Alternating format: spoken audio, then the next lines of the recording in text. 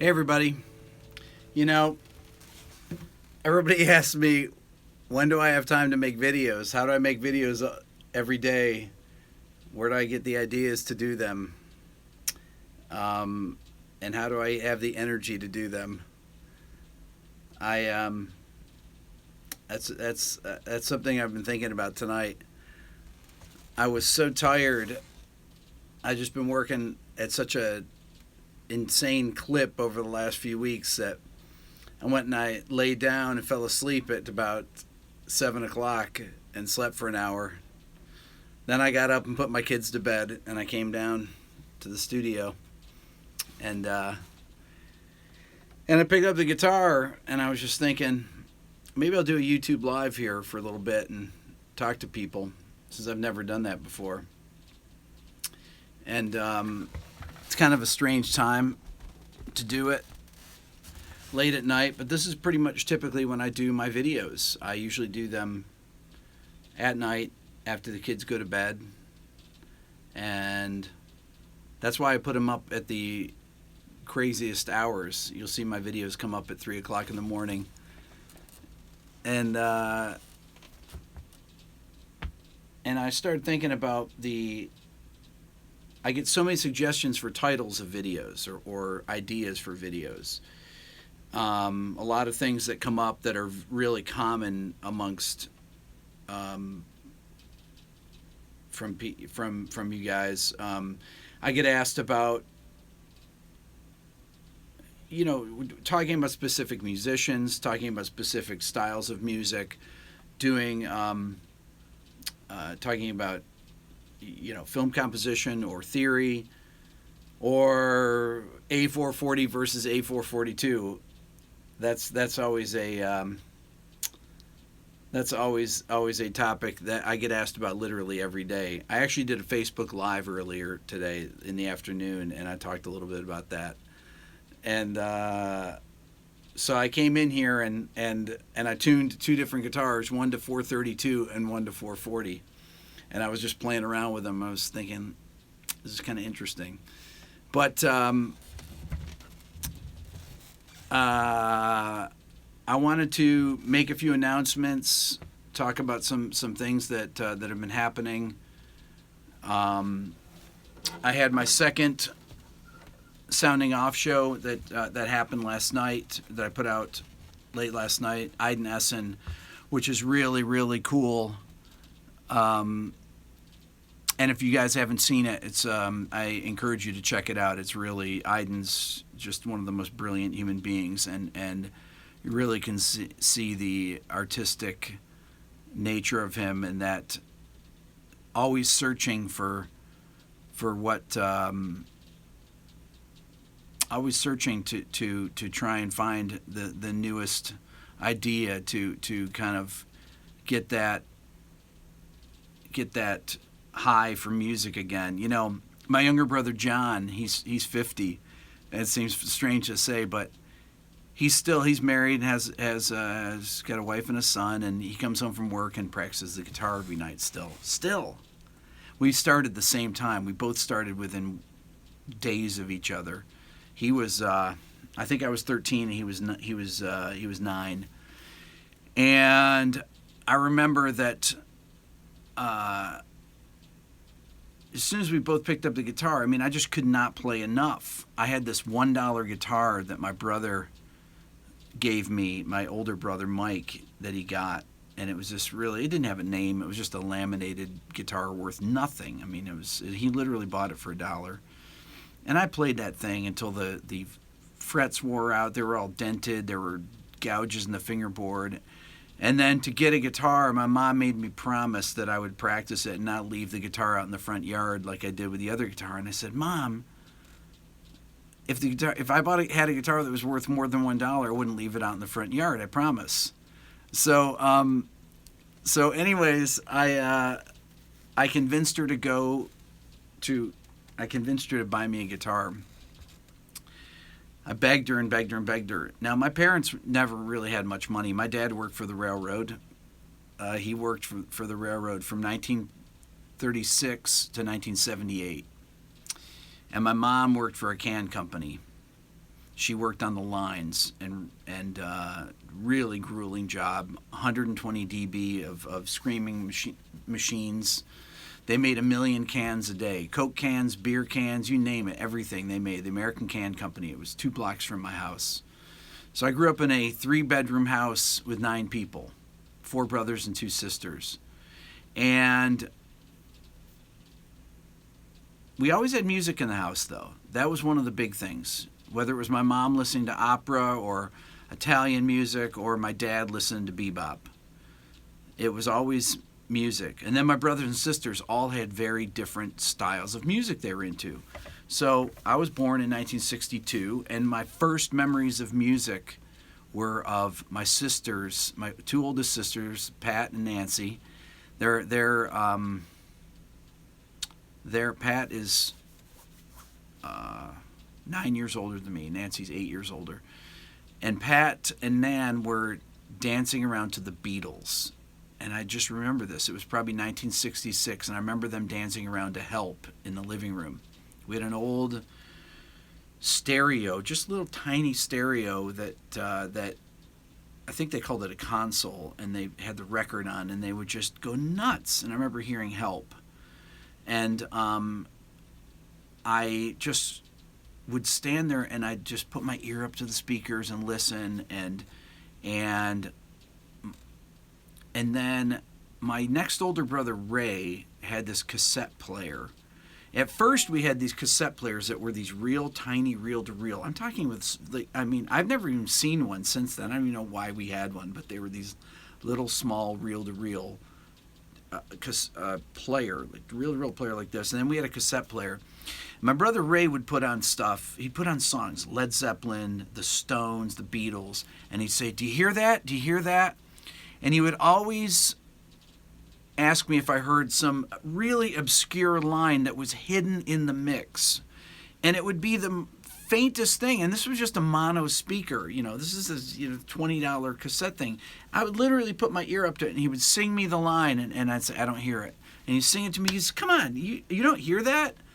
And he would always pick the coolest little dissonance in the song, and finally I would hear it. I'd say, "Oh, I hear it. You mean this one?" And then I would sing along with it. And he said, "Yes." And it could be some Gordon Lightfoot tune or something, if you could read my mind. And there's this little guitar thing that they had, or it was some synthesizer line that came in the bridge of "Here Comes the Sun," that comes in about on the 5th time around on it, or it was the piano part in Angie that panned, that started in one side, and then when we'd have headphones on, it would go from one side, and then all of a sudden it switched to the center of the mix when the other one would come in the bridge. And that started my obsession with sound and with music. It was with pop music, and having 6 siblings, and every single one of them had completely different musical tastes. My 2 sisters were very similar in what they liked, but then my oldest brother Mike was he was into Bobby Darin, Frank Sinatra. I mean, stuff that nobody was into his age. He graduated, I think, 1973, and he was into just this really odd kind of music. His tastes have always been different than us. Very cool stuff, though, but he liked a lot of the crooners and things like that, and which was strange because this was, people were getting Led Zeppelin was big, the Stones were big, the Beatles had, this is like late 60s, early 70s. The Beatles were just on their last records. And my brother Lou, he was into Derek and the Dominoes, the Allman Brothers, a lot of Southern rock, a lot of blues-oriented things, and he would jam along. He had the stereo in his room. He ended up being an electrical engineer, but he built these speakers, put them all together, and rigged up a way that he had this incredibly cheap electric guitar, and he would rig it up so he'd plug it in and he could play along with the records. But he would play things, he didn't really know scales, but he could kind of figure things out, and he would just play,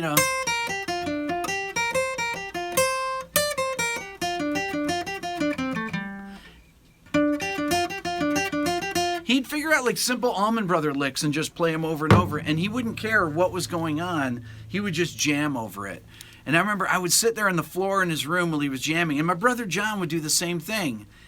And we'd watch him, and we'd watch for hours where he just would stand there and just kind of jam, and he didn't really know anything. He played a few chords, but he noodled, and he knew about improvising. And I remember that we would sneak into his room when he was gone, and we'd turn on the stereo, and if he ever came home, he would freak out.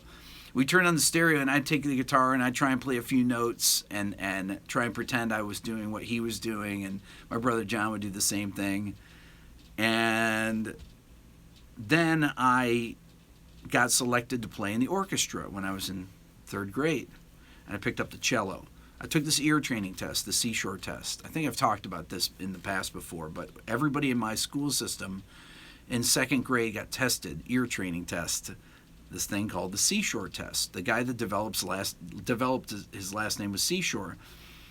And it was what is this pitch higher or lower than this pitch? Is this pitch, can you tell the difference between these two instruments? Things like that. There are timbral differences and there are pitch differences. And the people that scored the highest got to play instruments. And the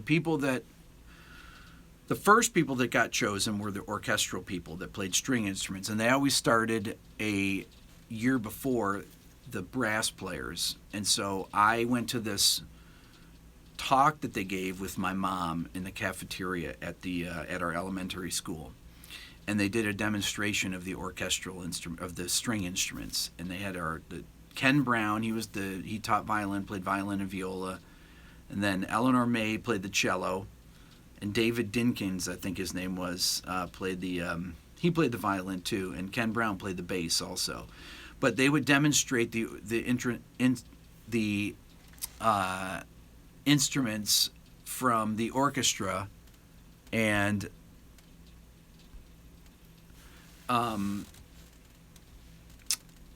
we would sit there and then decide what we wanted to play. And I picked the cello, and I remember I got a cello to bring home. Our school system had cellos, so everybody that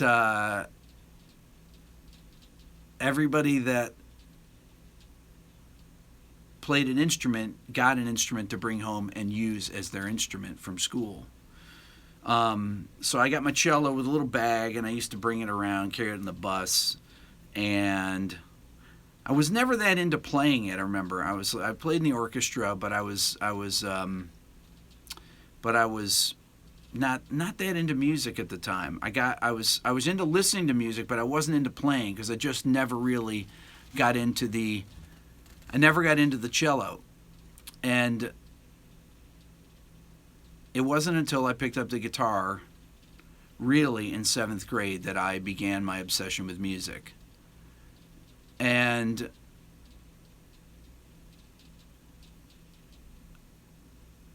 when I did, it never stopped. It's pretty much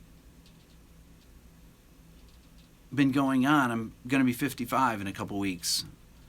And it's been going on for 40 years or so. And over the years, I gradually learned how to play the guitar. Then I learned the bass at the same time. And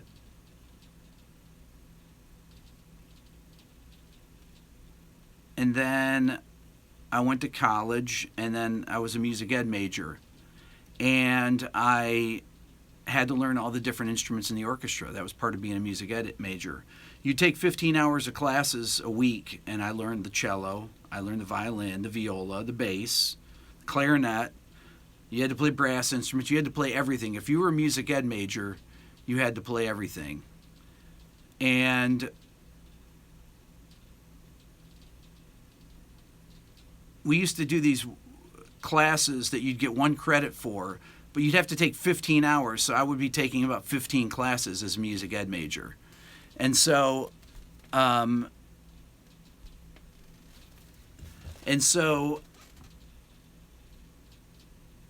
that began, I took class piano, and I began learning the piano. And all these skills that I acquired playing these different instruments had I just had this obsession with wanting to master these different things, and it started out as genres of music. It was rock music in the 70s. I wanted to learn every cover song I could. I wanted to, I didn't want to hear anything that was on the radio that I didn't know how to play. So any Stones song that came out, any Beatles song, Zeppelin song, Pink Floyd song, you name it, anything that came out, I had to learn, so that if anyone asked me, oh yeah, I know that song, I know that song, I know that song. And I would practice, 6, 7, 8 hours a day whenever I could. I brought my guitar to school, I remember, and I had a locker because I was a bass major. I had a big locker, so every day I'd bring my guitar to school. And every time I could cut class, I'd cut class and go down and play. I'd sit in the hall, take my guitar out, and I'd play until the next class. Any study hall I'd sneak out of, and I'd go down and practice. And then, that just kept going. I went on to grad school, jazz guitar. I went from classical bass in undergrad to jazz guitar. And then it was mastering jazz. It was kind of my dad's challenge. You go from Joe Pass.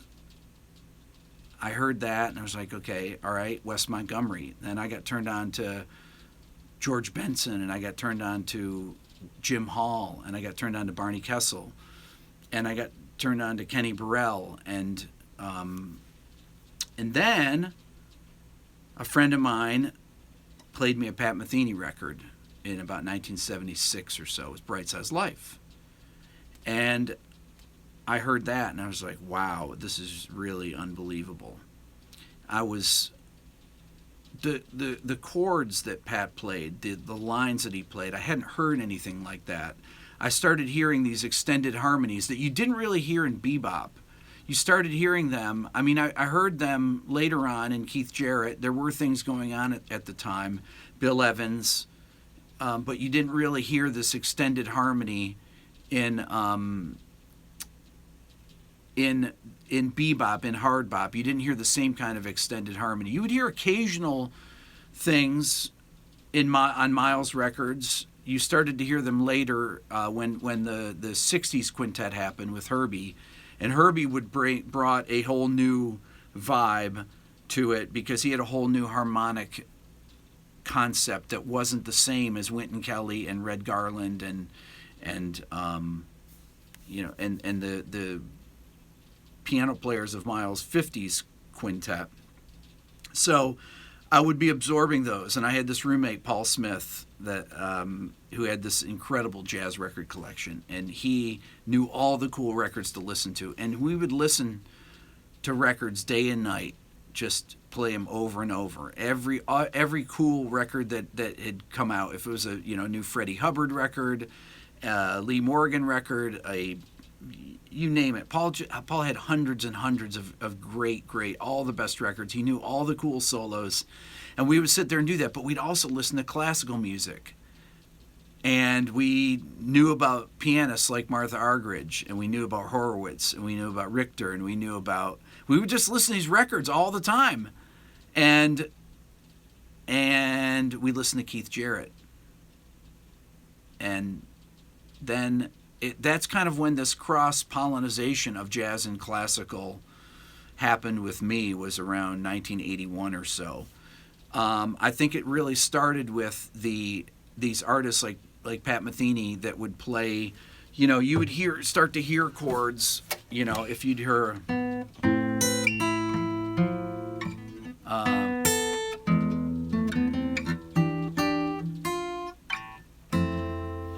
the song Unity Village, but in the bridge, he goes to a chord, which is a E major over C, which I had never heard before. It's a linear augmented scale. When I just heard that sharp 4 and sharp 5 together, and I was like, wow, that is an amazingly cool sound. What is that?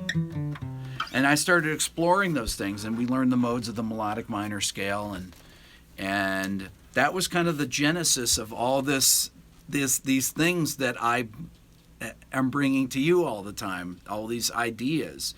And then it would be just the obsessive exploration of all these different concepts. And then I went on to New England Conservatory, got my master's, and while I was doing that, I met Iden, my first day there, as I've told that story. And there were some great teachers there. Mick Goodrick was my guitar teacher, and Mick was really into advanced harmony for the guitar, and unusual kind of chord voicings that people wouldn't necessarily play on the guitar, that didn't lay easily on the guitar, and contrapuntal playing on the guitar, where he would have moving lines, and he used a lot of substitute chord changes.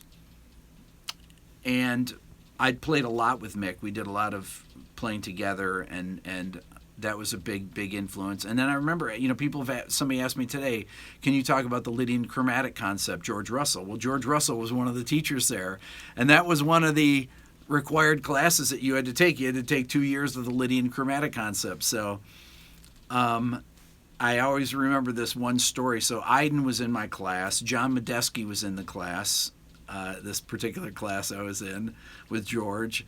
There's a guy named Rob Sheps. I mean, there were all these great players. So we would write tunes. George would give us assignments. We want you to write a tune based on this particular chord progression. And I remember we did a tune, and I remember George saying to me, Rick, I always wrote these songs that were these kind of really melodic, I don't know. They weren't these super hipster, weird angular melodies. I would always write these things that actually had singable melodies to them. And George said, one day, Rick, you're going to write a hit song. And I was so insulted by that. It cracks me up to think about now. And George was hysterically funny, but that exploration just kept going and going and going. And I remember when I finished grad school and I went to Ithaca College, I got a job teaching there. And I remember we didn't have resources like there are today. There was no YouTube. As a matter of fact, none of the guitar magazines had tablature in them. It was all, you had to read notes back then. So I wrote my book. That's why I started the Beato book, because there was no textbook that talked about any of these concepts that I talk about. Because my theories, I guess, are a hybrid. I mean, everything that I do here on this channel is a hybrid between multiple genres of music. It's jazz, it's classical music, it's modern classical. I talk about things like augmented sixth chords, and I talk about I will be talking about serial music coming up. I talk about chromatic mediant modulations and the Messiaen modes of limited transposition, and I talk about things that are from the lexicon of contemporary classical theory, or just classical music theory. And then I talk about jazz theory too, but I really don't differentiate between the two different genres of music theoretically. All the theory is the same, essentially. But this thirst for knowing, this obsession of music, is not just something that I experience. I would venture to say all of you that watch this experience the same thing. I get these amazing letters from people every day, hundreds of emails, and I read every one of them.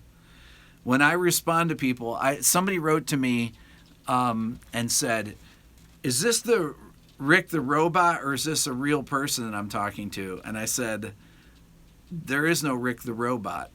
I answer every email. I try to answer every email. I can't answer all the comments on YouTube here, but I can try to answer as many of them as I can, and still try and leave room to spend time with my family, and then make my videos here late at night. And my video tonight is talking about making videos and this kind of obsessive drive to do this and to get these ideas out. I'm kind of going through this renaissance right now. I'm going to answer some of these in a minute here. I'm going to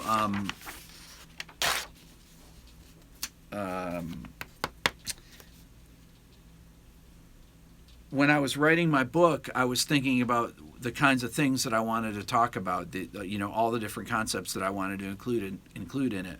Modal mixture, modal modulation, introducing all the different scales that were used for harmonizing, for improvisation, and all these different concepts of relationships between keys. And if you go if you go in an upward direction modulating, meaning going in the clockwise around the circle of fifths, things do not sound like they resolve.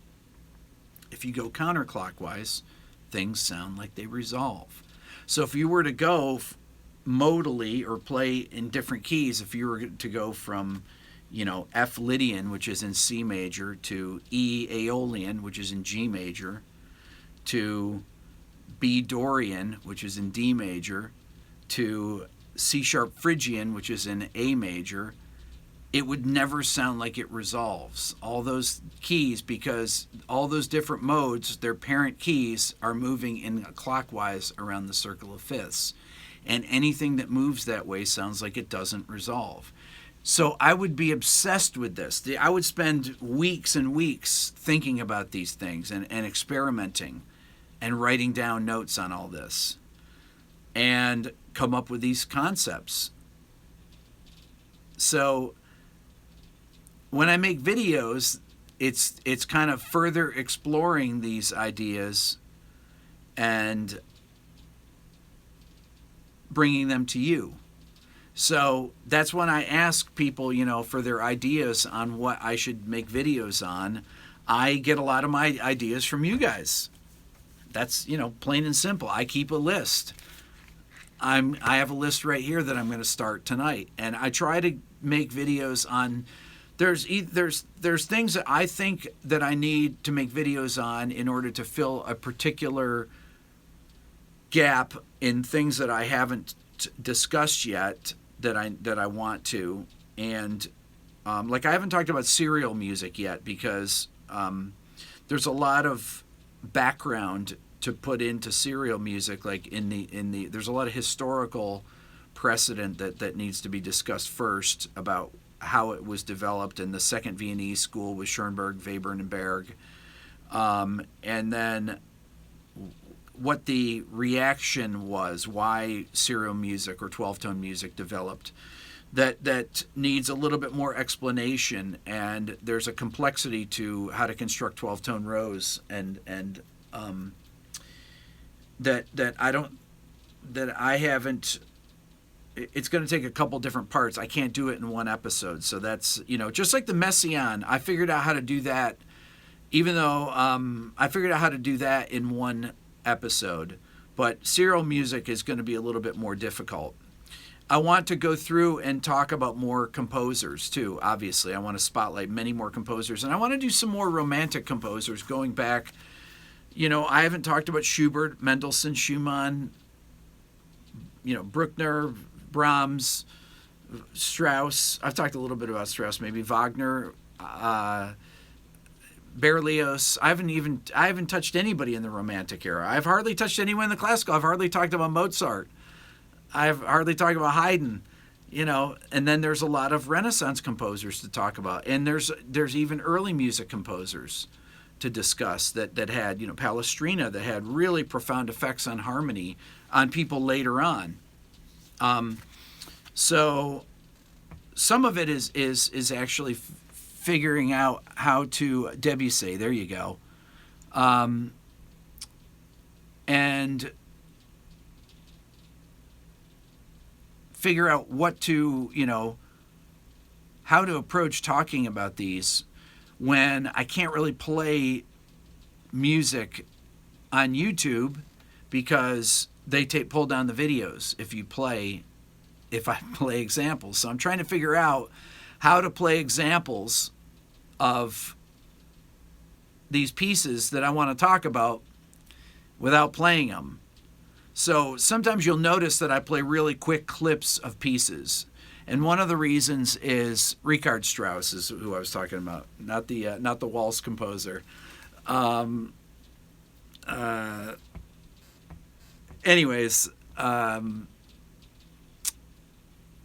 but I need to play these, and I need to figure out, YouTube doesn't tell you what the rules are, but I know that I can get away with short segments of music, really short segments, which is why you'll see me play something and then stop it abruptly. So I had done the video, the John Williams cue on from Superman, that got taken down immediately after I worked on it because I used the actual version from the record, and anything from Warner Brothers they'd pull down immediately. I did a Daniel Barenbaum.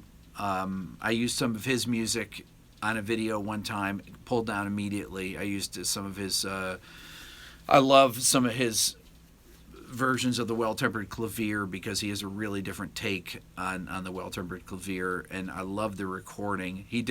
There's a C-sharp major prelude from the second book of the Well-Tempered Clavier that's one of my favorites, and I wanted to do a video just on that and talk about the harmonic language. There's a few Bach pieces that have really sophisticated harmonic language that I want to discuss. There's a Cantata number 54. There's like I said, the C-sharp major prelude from the second book of the Well-Tempered Clavier that are really futuristic pieces that have many different key changes, modulations, suspensions, things that really you didn't hear again until Wagner, honestly. There was a sophistication. Bach explored areas musically that really didn't get touched again in the same way until Wagner, essentially. So I want to. Those are some of the things that I want to get to, and I just need to figure out. I need to talk to somebody at YouTube and figure out how I can do that. I have my Sounding Off series. I want to tell you about some of the things coming up with that. I have next week's Sounding Off is with Mark Isham. I did an interview with him. He's a film composer who's done around 100 films. A River Runs Through It, Nell, Quiz Show. He did a movie last year with Ben Affleck that's called The Accountant. He started in the mid-'80s doing film scores, and he's still doing them. And if you want to learn about film scoring, the real deal about film scoring, I ask him every question. He talks about how music comes to them, with how films come to them with temp music, and the temp music can be, it could be, Strauss, it could be Holst, or it could be Hans Zimmer, where people want these particular, music. He said that directors always have temp music in there. And this is why John Williams' pieces would sound like Holst, because the temp music was the planets. Or the temp music was, Debussy or Tchaikovsky or whatever it is. And then these guys are expected to mimic these things. And the directors are really, really obsessed with having things sound like what they've been hearing. And you get almost this demo-itis. Anyway, so he talked about what his DAW is, how the scoring sessions go, what they record in. This is really fascinating glimpse into real Hollywood film scoring, the nitty-gritty of it all, how he comes up with ideas, how he works with directors. It's going to be really fascinating. So anyways, and I've got some other really cool people coming in over the next few weeks. So that's really exciting. I have a podcast that I started. I've only put my Steve Vai interview up there, but there is a podcast that I have that's on the Google Play Store and is on the App Store, and it's under Sounding Off with Rick Beato. Okay, and the only podcast I have up there is the Steve Vai right now, but I'm going to be doing more podcasts on there that'll be original content to it. So, because of the generous donations that you guys have made, either buying my book or donating, $5, $10, $1, anything is welcome. If you want to donate to my channel and help me have more time to get away from working in here in the studio and working on mixes at night or whatever I do, I usually do production stuff during the day, and I'm hoping to get to the point where I can do where I can actually work on videos all day. That's kind of That's the goal, and spend time with my kids. And I'm on the school board at my kids' school as well. So, you know, and I'm still trying to make a video every day. Anyways, but I make, you know, I really believe that, that there's a responsibility of people that have knowledge, especially in music and in art music, because this is all art music that we're talking about. I mean, I'm going to do pop music too. I mean, I make my living as a rock, you know, producer I've had a #1 country song, you know, and I've got all this gear here that I use to make records all the time, and I mix records. I do this literally for a living, and I've hardly done any videos about what I actually do on a day-to-day basis. I mean, I work in Pro Tools. I do, you know, I mix drums. You know, I know there's a lot of channels out there that deal with these kind of things, but most of the people that actually make these videos have never really, they don't really work in the music business. They make videos on them all the time. So, I would like to do some mixing videos. In order to do them, I think that I've done a couple actually. I had done a couple on Facebook Live that actually. Hope I'm raising hell on the school board. Oh man, it's really a lot of work being on the school board at your kid's school. It's a big responsibility. So, but. Getting back to mixing is a really specific skill, and if you go back to the early videos on my channel, you'll see that I profiled some mixers. I profiled Brendan O'Brien, Andy Wallace, Chad Blake. I profiled a bunch of, you know, heavy mixers, and I've worked with pretty much all the big rock mixers. I've worked with all of them. I've never worked with Brendan, actually, but I've worked with Chris Lord-Alge, Tom Lord-Alge, Jack Joseph Puig. I've worked with Michael Brower. I've worked with Randy Staub, who did the Metallica records. I've worked with Jim Scott. I've worked with Jim Scott did a lot of Tom Petty stuff for Rick Rubin, and there's a lot of really cool recording things that I've learned from working with all the top guys in the music business. So anyway, so at some point I'm going to do some more videos on that, but I'm kind of trying to put the I'm trying to put you know, to go in a somewhat orderly fashion with the videos that I'm doing now to fill in some of the gaps. I still have to finish all the modes, and that's one of the things that I did the ultra dominant mode last week, video on that. I have about 4 more melodic minor modes, and I've got 4 more modes of the harmonic minor scale to do, and then I will have completed a video on every mode of the major scale, melodic minor, and harmonic minor. And I've done some auxiliary scales. I've done 3 different videos on the diminished scale. I did a video on the whole tone scale, a video on the augmented scale.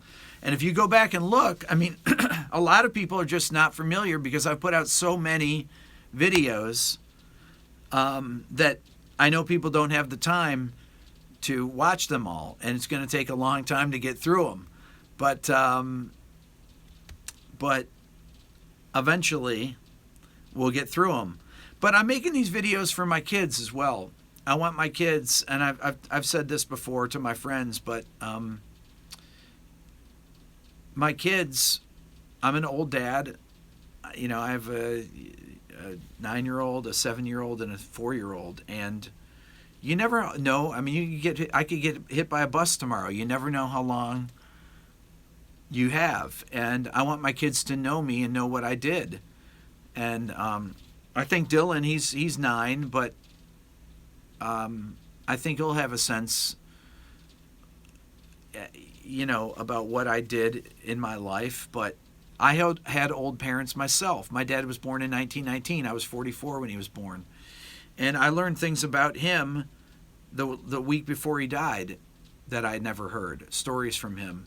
My dad played in the industrial leagues, played basketball at night in upstate New York when he was working for the railroad. But he had these jobs. He worked for companies. They'd pay him $15 a night playing. It was like semi-pro basketball. My dad was a really good basketball player. But he told me that he would get recruited to companies to work and get paid to play basketball. And he worked for the railroad during the day. My dad was crazy, and he bartended on the weekends in a jazz bar called Squeezers because he loved jazz so much. He had to be around it. And all the best players, Charlie Christian came through there. He saw everybody. My dad lived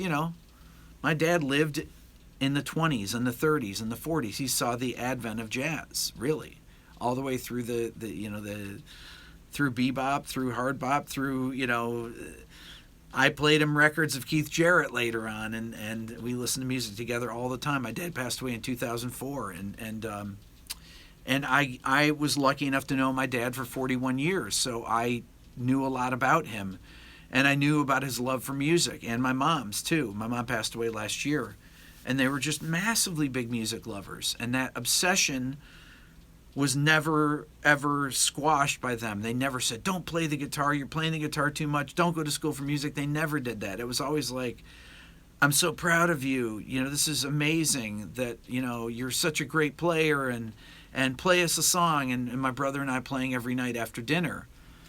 That was kind of the, that was the MO at our house. We adjourned from dinner. We went to the living room. My brother and John would play jazz standards for the rest of my siblings. They'd have to sit there through it. So we'd rehearse stuff to play because we run out of things. So anyways, and my dad was the same way with that obsession about music. When he'd get a record, I tell the story that he would buy a record, multiple records a week after he retired. He'd bring them home, and we'd sit in the living room and we'd listen to side one, and then without saying anything, he'd twirl his hair right here in the front. He always had like a unicorn sticking up. And then I'd go over and flip the record. He'd stay in his chair, and then we'd listen to side two and never say a word until it was over. The entire record. Always did that. Hundreds and hundreds of jazz records. Any Joe Pass record that came out, any Oscar Peterson, any Ahmad Jamal record, any Dexter Gordon record, any the stuff that my dad was listening to in the 70s, a lot of the 70s records, because those were the things that were coming out then. It wasn't, he listened to other bebop earlier on when they were coming out, when he was listening to Coltrane and Miles and things like that. And so I came of age in my jazz listening right along with what my dad was listening to at the time. So that was it. That was kind of that's the obsession with music that has just never stopped, and the obsession of wanting to understand everything I can and experience everything I can. I wanted to master rock music. I wanted to master producing.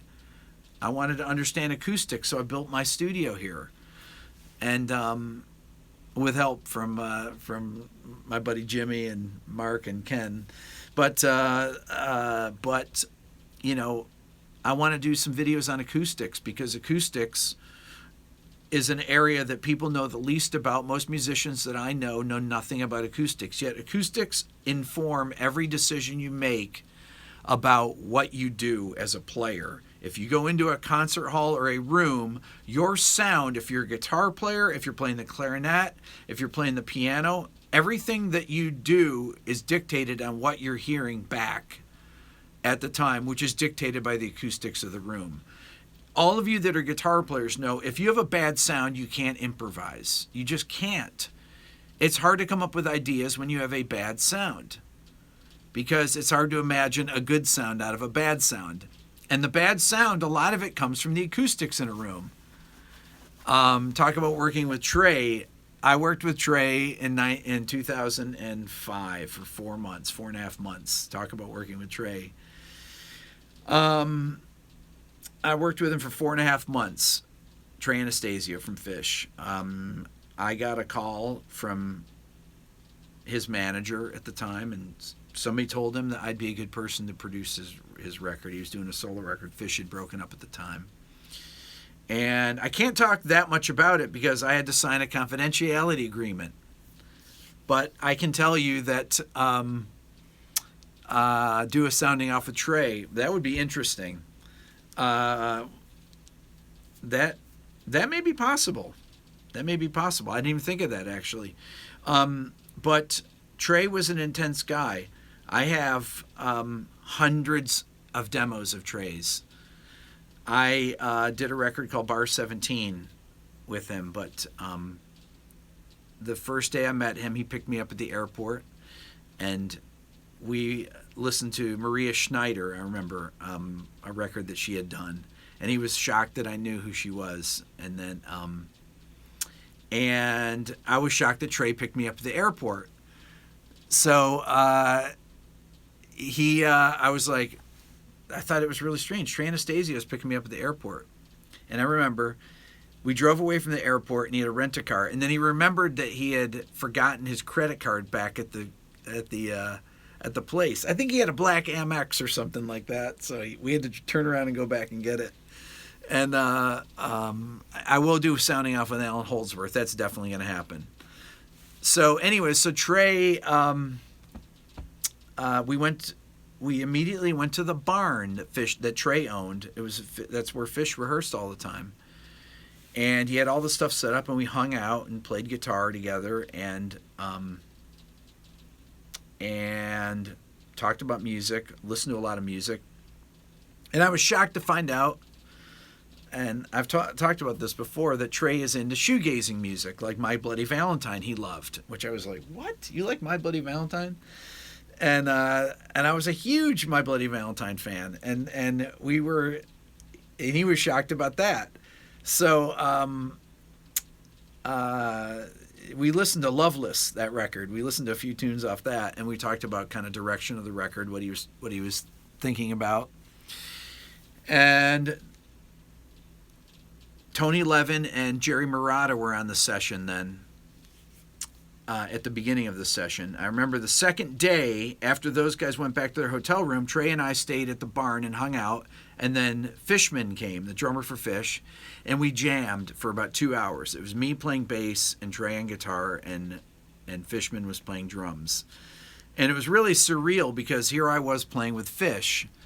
So that was a fascinating experience, but for Trey's stories, I'm going to have to bring Trey on. Jimmy Herring, great suggestion. And I met Jimmy one time, and he was an extremely nice guy. I think he's from Atlanta, actually. I don't know if he still lives around here, but he is. I'm definitely going to have some jazz drummers on. Don't worry about that. That's going to happen. That's going to be on location, though, when I do that. So anyways... So that's kind of some of the things that I have, some of the ideas that I have for Guthrie. I definitely would love to have Guthrie on. I can definitely get Guthrie, no problem. Adam Neely. Adam is going to be on my show in a couple weeks. I talked to Adam 2 days ago, actually. Adam was kind enough to recommend my channel to a lot of his subscribers. He's got a great music theory channel, and Adam's going to be on my show. Somebody said, for real? Yes, he's going to be on for real. Dweezil Zappa. I can definitely get Dweezil to be on, for sure. Marty Friedman. I heard back from Marty. Marty's going to be on. Marty was going to be on.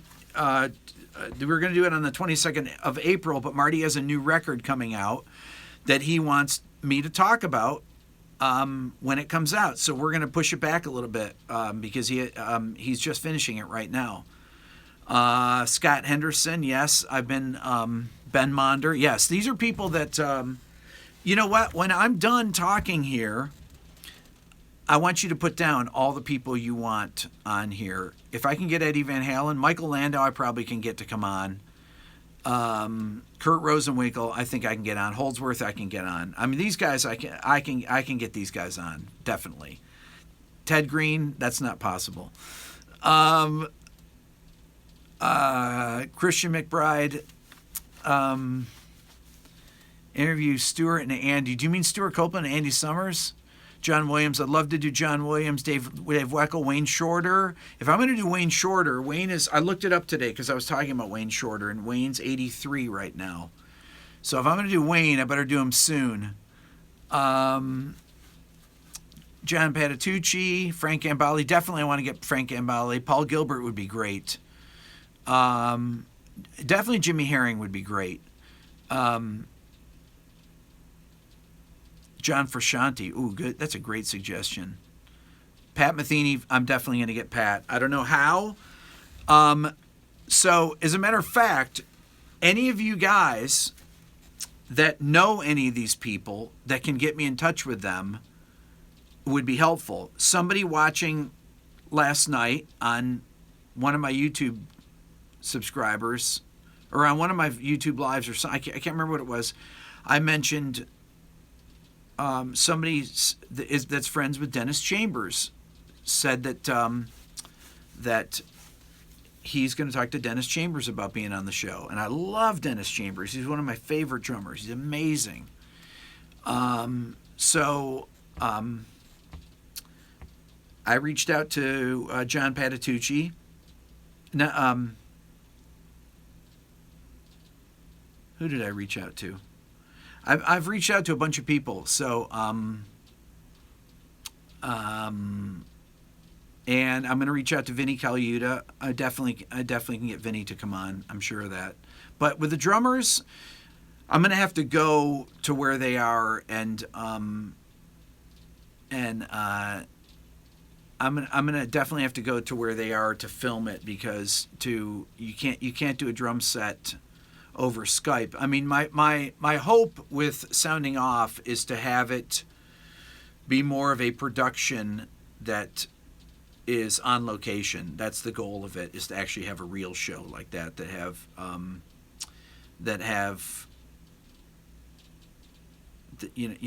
where I can actually be in the room with the people, because I want to ask questions. It was occurring to me yesterday when I was or 2 days ago when I interviewed Mark Isham that, it's one thing to talk about his setup where he has in his studio for his film scoring, but to see how his computers are configured, what his setup is, what his templates are, for example. He talks about his templates for film scoring. And so, I want to get Thomas Newman. I want to get James Newton Howard. I want to get all the top film scoring guys on the show. So that's kind of, and make a list. When I'm done here, if you want to crowdsource, David Torn, I definitely would love to have on. I love David Torn. Bill Frisell, I love Bill Frisell. Howard Shore, Steve Howe, Danny Elfman, Joey Alexander, Hans Zimmer. When I'm done talking here, I'm going to be done in 1 second here.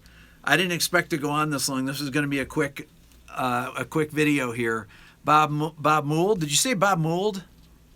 I love Sugar. They were a great band.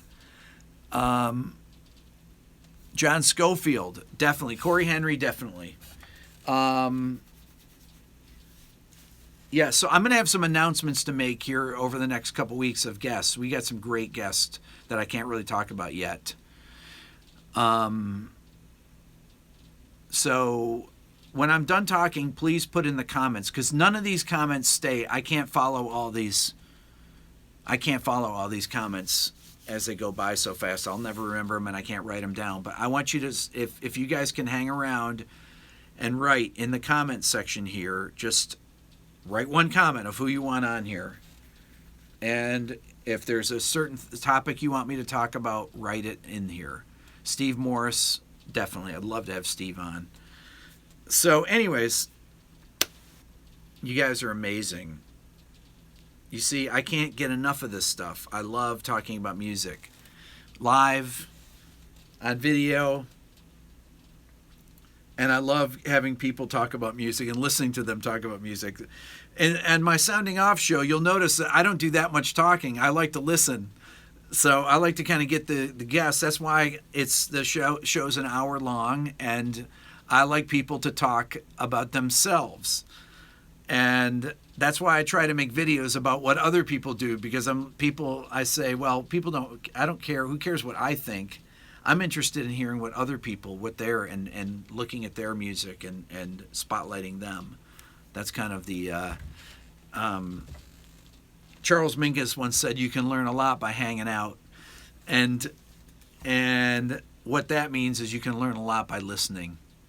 So I see a lot of Guthrie Govan. So that's going to have to be a must. That's going to be a need to make happen, unless it's the same person that keeps writing it. I wonder if Guthrie's on here writing it. Guthrie. Brad Meldau, definitely got to get Brad to be on here. That would be unbelievable. It's not Paul Simon. Oh man, I'd love to have Paul Simon. Geddy Lee. This is incredible. You guys, Alex Skolnick, you guys are unbelievable. I love Bruce Foreman. This is like the most eclectic group of people. All right. Alan Holdsworth, and I've seen a million Holdsworths. That's going to have to happen. So, anyways, that's all for now. Please subscribe here to my Everything Music YouTube channel. For those of you that are not subscribers, if you just keep coming back and don't subscribe, subscribe. It makes a difference, actually, because it makes a difference to how YouTube pushes it out to people, and it really kind of it's the more subscribers I have, the easier it is for me to get these people that you want me to get on here. So, and the easier it's going to be to go live and do that. So, tell your friends to subscribe to my YouTube channel here. It makes a big difference for all of you that are on here. Get your friends to subscribe that are musicians. And like I said, if you just come here and watch and don't subscribe, it means something to subscribe. To actually hit that subscribe button means something. So, thank you so much for being here. My music obsession here.